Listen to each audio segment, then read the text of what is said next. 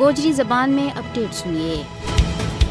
Operation بلو star کا ناناڑ 1984 میں بھارتی فوجیوں کی طرفوں سکھاں کی مقدس ترین عبادت گاہ پر حملوں ایک توہین آمیز فیل تھو۔ آپریشن بلو سٹار تو بعد ہی بھارت نے بڑا پیمانہ پر سکھاں کے خلاف باضابطہ طور پر انسانی حقوق کی پامالیاں کو آغاز کیو۔ بھارتی فوجیوں نے 1 تو 10 جون کے بچکار 1984 میں امرتسر میں واقع گولڈن ٹیمپل پر حملہ کے دوران ٹینکاں اور توپاں کی مدد نہ صرف سکھاں کا مقدس ترین مزار ملبہ کا ٹیر میں تبدیل کر دیتو بلکہ یاتریوں سمیت ہزاراں سکھاں کو قتل عام بھی کیو۔ سکھ برادری میں آپریشن بلو سٹار سکھاں کی نسل کشی کے طور پر یاد کیو جائے۔ اس آپریشن میں سکھ برادری اپنا عظیم رہنما بھنڈراوالا کا قتل نہ کسی بھی صورت میں بھول نہیں سکتی۔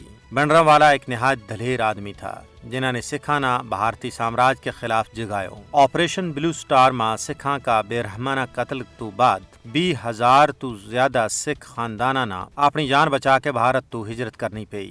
آپریشن بلو سٹار سکھاں کا قتل عام اور انہاں کا مقدس ترین مقام کی بے حرمتی کو ایک دانستہ اقدام تھو جس نے سکھ برادری کا ذہن میں انمٹ نقوش چھوڑیا ہے۔ گولڈن ٹیمپل پر حملوں نام نہاد بھارتی جمہوریت کا چہرہ ور ایک بدنما داغ ہے۔ سانے گولڈن ٹیمپل تو بعد بھارتی حکومت اور اس کا ہندوتوا حواریہ نے سکھاں کے خلاف ایک مہم چلا رکھی ہے اور ہر تیڑا سکھاں کو قتل عام کیو جا رہا ہے۔